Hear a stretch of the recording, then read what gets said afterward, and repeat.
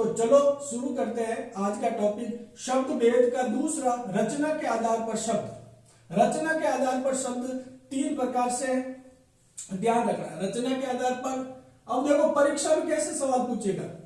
परीक्षा में पूछेगा रूढ़ शब्द हिंदी के अंतर्गत कैसा शब्द है, तो आपको उसका आंसर देना है रूढ़ शब्द हिंदी के अंतर्गत रचना के आधार पर आया हुआ शब्द है। ठीक है, यौगिक शब्द कैसा शब्द है, रचना के आधार पर आया हुआ शब्द है। बस यही मेरा उद्देश्य है कि आपको पूरा कॉन्सेप्ट क्लियर करा दूं, फिर कहीं से भी परीक्षा में प्रश्न पूछा जाए आपका सवाल सही होना चाहिए। और ये छोटे छोटे टॉपिक आपको सफलता की सीढ़ी चढ़ाएंगे, ये मेरी गारंटी। तो ध्यान रखना अच्छी तरह से। आप कहोगे सर इतने छोटे छोटे टॉपिक, बिल्कुल ये आपकी देखो ऑर्डिनरी क्या होता है, जीके के सवाल सभी अच्छे कर लेते हैं और सब बहुत पढ़ते हैं, इन शब्दों को छोड़ देते हैं कि यार इसमें क्या कर देंगे, और ये आपकी सफलता के लिए प्लस पॉइंट साबित होंगे, ये ध्यान रखना। ठीक है, इसीलिए मैं ये छोटे छोटे टॉपिक लेके आपको पूरा डीपली इसको समझा रहा हूं, ताकि यहां से सवाल आए वो आपके लिए प्लस होने चाहिए। जो मेरा वीडियो देख रहा है उनके लिए प्लस होंगे, तो वो सफलता के शिखर तक पहुंचेंगे, ये मेरा विश्वास है। ठीक है, तो प्लीज आपसे निवेदन है मेरा वीडियो पूरा जरूर देखो करो। अगर पूरा नहीं देखोगे तो आपको कॉन्सेप्ट पूरा क्लियर नहीं आएगा। ठीक है, तो देखो रचना के आधार पर शब्द मैंने बता दिए तीन प्रकार के, एक है रूढ़ शब्द, यौगिक शब्द और योग रूढ़ शब्द। अब अपन इसकी विस्तृत रूप से चर्चा कर लेते हैं। ठीक है, तो देखो सबसे पहले अपन लेते हैं रूढ़ शब्द। रूढ़ शब्द क्या, इसको बारे में थोड़ी सी पहचान लेते हैं। ठीक है, और इसमें से परीक्षा संबंधित कैसे सवाल पूछा जाएगा उस पर चर्चा करते हैं। तो पहला ले लेते हैं अपन रूढ़ शब्द। पहला ले रहे हैं अपन रूढ़। ये क्या है रूढ़? रूढ़ शब्द, और इन्हें रूढ़ क्यों कहते हैं इसके बारे में चर्चा कर लेते हैं। देखो क्या है, वर्षों से प्रयुक्त और प्रयोग के कारण किसी विशेष अर्थ में रूढ़ हो गए या प्रचलित हो गए, उसे रूढ़ शब्द कहते हैं।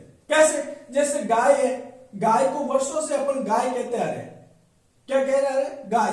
तो बस वो गाय गाय शब्द में रूढ़ होगी। ठीक है, ऐसे कैसे, जैसे कोई पेड़ है, अपन वर्षों से उसको पेड़ कहते आ रहे हैं।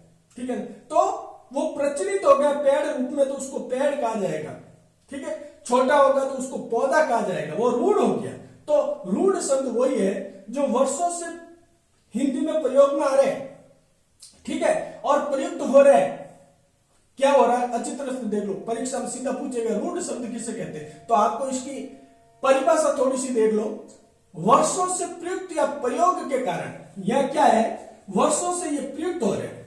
क्या हो रहे हैं? वर्षों से, काफी वर्षों से, वर्षों से थोड़ा सा देख लो, वर्षों से प्रयुक्त या प्रयोग होने के कारण, प्रयुक्त या प्रयोग, वर्षों से प्रयुक्त या प्रयोग में आने के कारण, ऐसा लिख दो, प्रयोग में आने के कारण, प्रयोग में आने के कारण। थोड़ा सा देख लो, कॉन्सेप्ट पूरा क्लियर होना चाहिए। क्या हुआ, काफी वर्षों से, ठीक है, प्रयुक्त या प्रयोग में आने के कारण किसी विशिष्ट अर्थ में, एक अर्थ में प्रचलित शब्द, ऐसा कर लेंगे अपन। ठीक है, वर्षों से प्रयुक्त या प्रयोग में आने के कारण क्या करेंगे, किसी विशिष्ट अर्थ में प्रचलित शब्द। तो लिखो थोड़ा सा, किसी विशिष्ट, किसी विशिष्ट अर्थ में प्रचलित शब्द, ये लिख दो, विशिष्ट अर्थ में प्रचलित।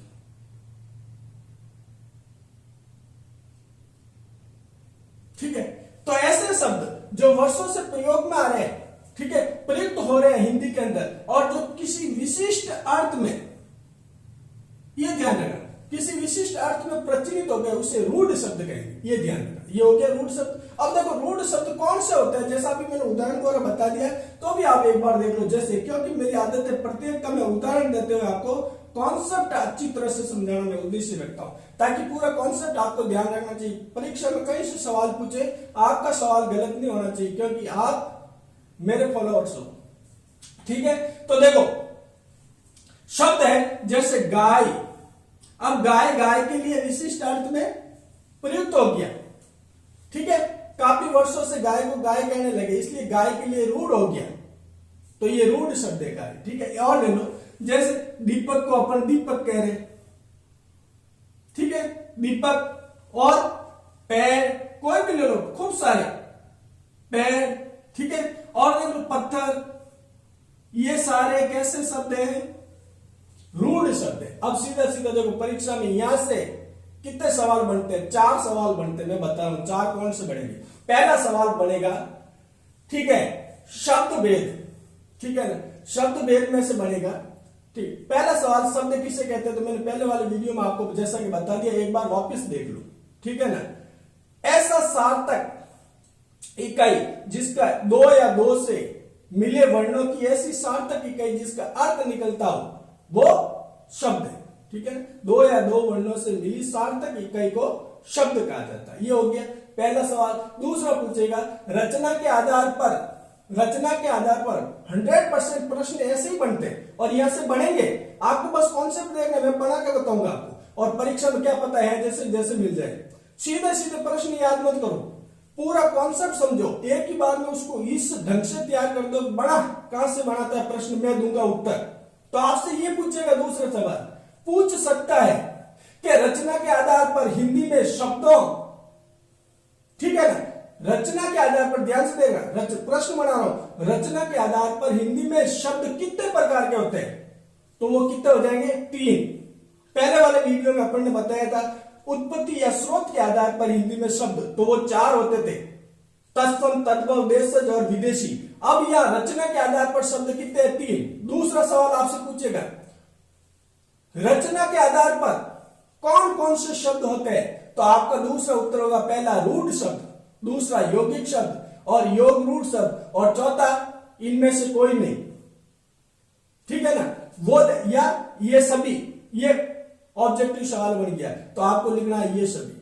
ठीक है, अब देखो एक और क्वेश्चन यहां से कैसे बनेगा, यौगिक शब्द किसे कहा जाता है, या रूढ़ शब्द किसे, पहला रूढ़ देख लेते हैं, रूढ़ शब्द किसे कहा जाता है? तो आपका उत्तर होगा, वर्षों से प्रयुक्त या प्रयोग में आने के कारण जो किसी विशिष्ट अर्थ में, विशेष अर्थ में प्रचलित हो गया, उसे रूढ़ कहते हैं। समझ गए? दूसरा लेते हैं अपन यौगिक शब्द। कौन सा? यौगिक शब्द। देख लो अच्छी तरह से, पूरा कॉन्सेप्ट क्लियर करूंगा। पहला ये हो गया, दूसरा यौगिक शब्द। यौगिक शब्द किसे कहते हैं? अब आप कहोगे सर यौगिक शब्द किसे कहते हैं? बिल्कुल पूरा कॉन्सेप्ट क्लियर करूंगा। आपने यदि मेरे YouTube चैनल को सब्सक्राइब किया तो पूरा कॉन्सेप्ट क्लियर कराऊंगा मैं। हिंदी का कोई भी, और हिंदी साहित्य का, ये हिंदी ग्रामर और व्याकरण होने के बाद में हिंदी साहित्य है, क्योंकि अभी फर्स्ट ग्रेड और सेकंड ग्रेड की भर्ती आनी है। ठीक है, और कॉलेज लेक्चर की भी अच्छी भर्ती आ रही है, तो हिंदी साहित्य का टॉपिक मैं शुरू कर रहा हूं। थोड़ा सा ये हिंदी व्याकरण के टॉपिक ले लेता हूं, फिर आपको शानदार साहित्य के टॉपिक कराऊंगा मैं। ठीक है, तो देखो यौगिक शब्द। अब यौगिक शब्द किसे कहते हैं? थोड़ा सा देखो, ये तो था भाई वर्षों में प्रयुक्त या प्रयोग में आने के कारण किसी विशिष्ट अर्थ में रूढ़ हो गए। ठीक है ना, तो वो कौन से हो गए? प्रचलित हो गए, तो रूढ़ हो गए। अब इसमें क्या यौगिक शब्द, क्या सबसे पहले तो नाम से मालूम पड़ रहा है, ये क्या योग से बने? किससे बने? योग। यानी योग कब होता है? जैसे 2 शब्द आपस में मिलते हैं, योग से बने, ये लिखते हैं आप, याद रखना, योग से बने। इसमें क्या होता है? 2 या 2 से अधिक शब्दों से मिलकर बने शब्द जिनका खुद का भी अर्थ होता है, ठीक है, और मिलने पर एक संयुक्त अर्थ देते हैं, उसे यौगिक शब्द कहते हैं। समझ गए? ये 2 शब्द आपस में मिलेंगे जिनका खुद का अर्थ होता है, लेकिन मिलने पर ये दोनों एक संयुक्त अर्थ का बोध कराते हैं, एक संयुक्त अर्थ देते हैं। तो थोड़ा सा देखो, इसमें लिख दो, 2 या 2 से अधिक शब्दों से मिलकर बने शब्द योग से बने, या 2 या 2 से अधिक, इसमें लिख दो 2 या 2 से, थोड़ा सा लिख दो, कॉन्सेप्ट पूरा क्लियर होना है। 2 या 2 से अधिक, 2 या 2 से अधिक क्या शब्दों से मिलकर बने, 2 या 2 से अधिक शब्दों से मिलकर बने। अब यहां ध्यान रखना, दो या दो से अधिक शब्दों से मिलकर बने, मिलकर बने यहां। अब देखना, अब यहां से इसकी मेन परिभाषा शुरू होती है। मिलकर बने वे शब्द, क्या हो जाएगा, मिलकर बने वे शब्द जिनका खुद का अर्थ होता है। जिनका क्या होगा, यौगिक शब्द किसे कहते हैं, योग से बने पहले तो, या दो से अधिक शब्दों से मिलकर बने वे शब्द जिनका स्वयं का, आप स्वयं लिख दोगे, या खुद का अर्थ होगा। ठीक है ना, खुद का अर्थ, खुद का अर्थ, या यह लिख दो, खुद के अर्थ के साथ संयुक्त अर्थ रखते हैं। अर्थ के साथ संयुक्त अर्थ रखते हैं। कैसा अर्थ रखेंगे, ये संयुक्त अर्थ रखेंगे। अभी बताऊंगा उदाहरण देके। संयुक्त अर्थ होता है, ऐसा लिखो। ठीक है, वो यौगिक शब्द होते हैं। समझ में आ गया। अब देखो यौगिक शब्द क्या है, योग से बने। अब कौन से योग, दो या दो से अधिक शब्दों से मिलकर बने वे शब्द जिनका स्वयं का, ये ध्यान रखना, स्वयं का, खुद के अर्थ के साथ एक संयुक्त अर्थ देते हैं, उसे यौगिक शब्द कहते हैं। अब कैसे, तो देखो उदाहरण द्वारा देख लेते हैं अपन। अच्छी तरह से देखो, पूरा कॉन्सेप्ट क्लियर करूंगा। जैसे अच्छी तरह से आपको, जैसे दो शब्द यहां देख लेते हैं, विद्या प्लस आलय। ये दो शब्द मैंने जैसे परिभाषा बताई आपको, देख लो, योग से बने, तो ये दो योग से बन गए, क्या बन गया, विद्यालय। क्या बन गया, विद्यालय। ये योग से बन गया। अब ये कैसे, दो या दो से अधिक शब्दों से मिलकर बने वे शब्द जिनका स्वयं का, खुद का, ये विद्या का खुद का अर्थ है, विद्या यानी ज्ञान। ठीक है, और इसका आलय का, आलय यानी घर या मंदिर। ठीक है, इसका खुद का अर्थ भी है, लेकिन संयुक्त अर्थ दे रहे विद्यालय, यानी वह स्थान जहां शिक्षा दी जाती है या जहां शिक्षार्थी अध्ययन करते हैं, उसको विद्यालय कहते हैं। समझ में आ गया। जिनका खुद का अर्थ होता है, वे शब्द जिनका खुद का अर्थ होता है और मिलने पर संयुक्त अर्थ देते हैं, उसे क्या कहा जाता है, उसे यौगिक शब्द कहा जाता है। ठीक है, यौगिक शब्द कहा जाता है। अब देखो तीसरा क्या है, योग रूढ़ शब्द। तो योग रूढ़ शब्द देख लो अच्छी तरह से। योग रूढ़ शब्द तीसरा, योग रूढ़ शब्द तीसरा ले लो, कुछ नहीं योग रूढ़ में, योग रूढ़ शब्द, योग रूढ़। अब ये पहले और दूसरे से इसका उत्तर आ जाएगा, योग रूढ़ शब्द, योग रूढ़ शब्द। अब देखो योग रूढ़ कैसे कैसे, दो या दो से अधिक मिलके बने, ठीक है ना, लेकिन तीसरे अर्थ में रूढ़ हो गए। ये यहां से परिभाषा, इन दोनों से इसकी परिभाषा आ रही है अच्छी तरह से, इसकी मैं नहीं लिखूंगा, यहां से हो जाएगा। तो इसमें क्या है, दो अलग अलग अर्थ देने वाले, ये अलग अलग हो गए, अर्थ देने वाले शब्दों का योग जो विशेष अर्थ में रूढ़ हो गए। तो यह लिख दो, विशेष अर्थ में रूढ़ शब्द, विशेष अर्थ में रूढ़ शब्द, यह हो गया योग रूढ़ शब्द। अभी उदाहरण दो के बताऊंगा मैं आपको। योग रूढ़ क्या है, दो या दो से, देखो परिभाषा देख लो, दो अलग अलग अर्थ देने वाले शब्दों का योग जो विशेष अर्थ में रूढ़ हो गए हैं, उसे योग रूढ़ कहते हैं। ठीक है ना, दो या दो अलग अलग अर्थ देने वाले शब्दों का योग जो विशेष अर्थ में, ध्यान से देखना, रूढ़ हो गए। अब कैसे, तो इसका उदाहरण देखो, योग रूढ़ का उदाहरण देख लो। योग रूढ़ का उदाहरण बता रहा हूं मैं, योग रूढ़ जैसे यह लेते हैं अपन, पीतांबर, पीतांबर शब्द है ये, पीतांबर। ठीक है ना। अब इसमें क्या है, पीत प्लस अंबर के योग से मिलकर बना है। किससे बना है, पीत, पीत का मतलब होता है पीला, ठीक है, और प्लस अंबर यानी वस्त्र, यानी पीला वस्त्र, पीतांबर। अपन को मालूम है पीतांबर शब्द किसके लिए, भगवान विष्णु के लिए काम में लिया जाता है। किसके लिए, विष्णु के लिए। तो ये विष्णु के लिए रूढ़ हो गया, विष्णु जी के लिए इसका अर्थ लिया जाता है। तो ये मतलब कुल मिलाकर आपको ध्यान रखना, योग रूढ़ शब्द वहां होंगे जहां पर बहुव्रीहि समास होगा। बहुव्रीहि समास में जैसे तीसरा अन्य अर्थ निकलता है तो योग रूढ़ शब्द वहां होंगे। जैसे मैंने बताया पीत अंबर, पीतांबर के ये अलग अलग अर्थ भी लिखते हैं, पीला और अंबर का वस्त्र, ठीक है, यानी पीतांबर पीले वस्त्र धारण करने वाले भगवान विष्णु, ठीक है। तो ये हो गया। एक और देख लो, एक और उदाहरण देख लो कौन सा, योग रूढ़ शब्द का। योग रूढ़ शब्द का कोई भी ले लो, जैसे गजानन, गज के समान आनंद, आपको मालूम है ये किसके लिए है, गणेश जी के लिए रूढ़ हो गया, तो ये योग रूढ़ हो गया, ठीक है।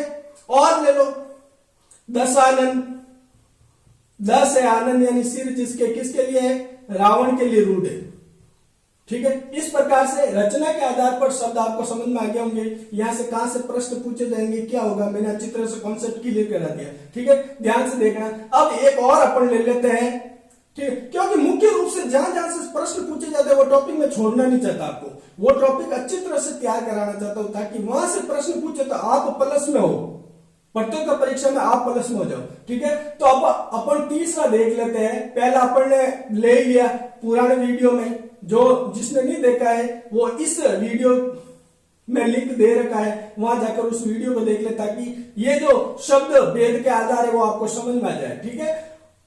पहला उत्पत्ति स्रोत के आधार पर हो गया, दूसरा रचना के आधार पर शब्द हो गया। अब अपन तीसरा ले लेते हैं, प्रयोग के आधार पर शब्द कितने प्रकार के, प्रयोग के आधार पर शब्द, प्रयोग के आधार पर शब्द परीक्षा में सीधा सीधा पूछा जाएगा, प्रयोग के आधार पर शब्द कितने प्रकार के होते हैं। तो आपको ध्यान रखना, प्रयोग के आधार पर शब्द दो प्रकार है, शब्द के भेद कितने हैं, एक होता है विकारी शब्द, अभी बताऊंगा विकारी क्या है, अच्छी तरह से पूरा कॉन्सेप्ट क्लियर करूंगा, ठीक है। तो प्रयोग के आधार पर एक होगा विकारी शब्द और दूसरा होगा विकारी अविकारी, ये ध्यान रखना, विकारी और अविकारी शब्द, विकारी और अविकारी शब्द, ये ध्यान रखना। तो प्रयोग के आधार पर शब्द कितने प्रकार के हैं, ध्यान रखना, परीक्षा में सीधा सीधा शब्द है, सवाल ऐसे आएगा, ठीक है। शब्द भेद के रूप में प्रयोग के आधार पर हिंदी में शब्द कितने प्रकार के होते हैं, तो आपको ध्यान रखना दो प्रकार के, विकारी शब्द और अविकारी शब्द। अब देखो इनको ले लेते हैं, विकारी शब्द किसे कहते हैं और अविकारी शब्द किसे कहते हैं, तो ध्यान से देखना, अभी यह कॉन्सेप्ट पूरा क्लियर हो जाएगा। पहला ले लेते हैं अपन प्रयोग के आधार पर शब्दों के भेद को, पहला भेद ले लेते हैं अपन, अच्छी तरह से समझ में आना चाहिए। पहला भेद है अपना विकारी शब्द, अभी बताऊंगा विकारी शब्द किसे कहते हैं, ध्यान रखना विकारी शब्द।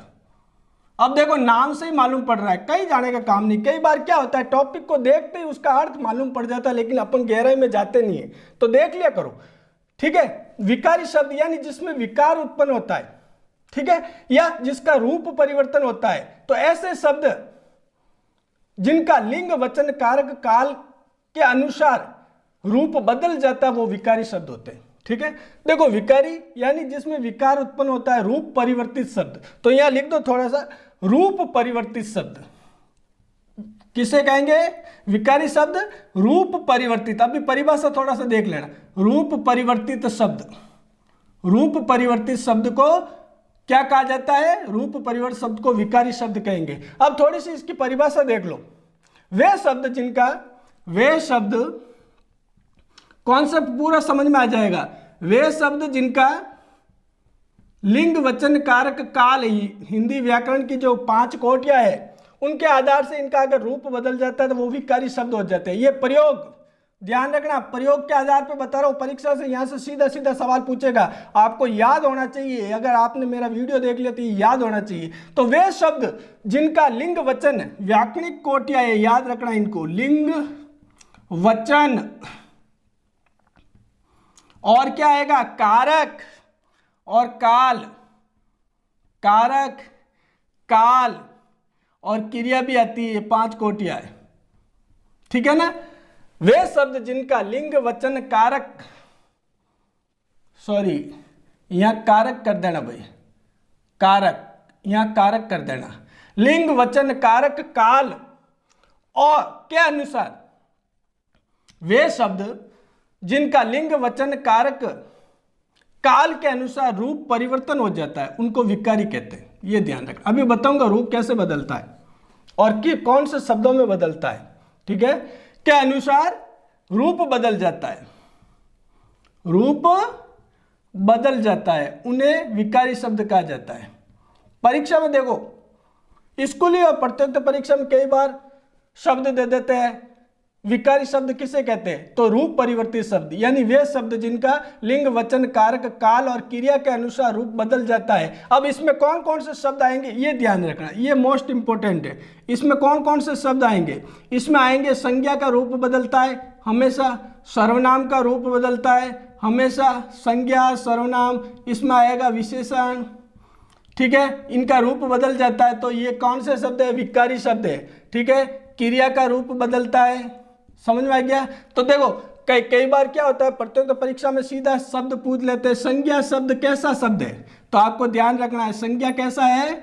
विकारी शब्द है, क्योंकि इसमें व्याकरणिक कोटि के अनुसार रूप परिवर्तित होता है। लिंग, वचन, कारक, ये याद रखना, लिंग, वचन, कारक है ये, और काल और क्रिया के अनुसार जिनका रूप बदल जाता है उनको विकारी शब्द कहते हैं। संज्ञा, सर्वनाम, विशेषण, क्रिया। अब सवाल आएगा क्रिया कौन सा शब्द है? हिंदी में क्रिया कौन सा शब्द है? तो आपको लिखना विकारी शब्द है। ये बस यही से प्रश्न बनेगा का, हिंदी में प्रश्न बनेंगे यही से।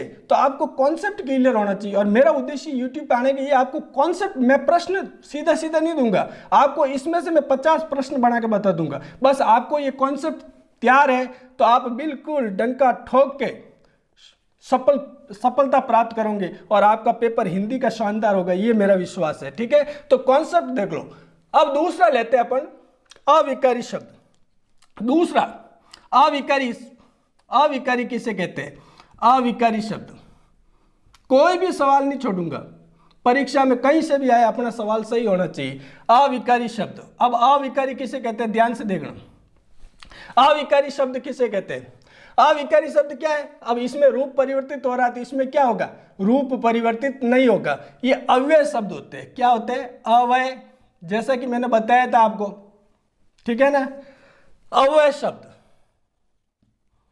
अव्यय शब्द, या जिनका रूप परिवर्तित नहीं होता, रूप परिवर्तन नहीं होता। तो थोड़ा सा इसके बारे में लिख दो, ये अव्यय शब्द होते हैं। अव्यय जो खर्च नहीं होते, बदलते नहीं, एक जैसे बने रहे। अभी बताऊंगा इसमें कौन कौन से आएंगे, और यहां से सीधा सीधा सवाल पूछा जाता है, और जो दूसरे विद्यार्थी गलत करके आएंगे, लेकिन मेरा यूट्यूब देखने वाले विद्यार्थी उस सवाल को सही करेंगे। अभी बताऊंगा अक्सर कैसे, आपको पूरा यही लाइव बता दूंगा मैं, ठीक है। तो अव्यय शब्द यानी वे शब्द, एक ये परिभाषा है, वे शब्द जिनका लिंग, वचन, कारक, काल, क्रिया के अनुसार इसमें रूप बदलता है। और इसमें आप लिख लो रूप नहीं बदलता है, तो यहां लिख दो रूप नहीं बदलता है, बस ये परिभाषा हो गई, ज्यादा लंबा वीडियो हो जाता है।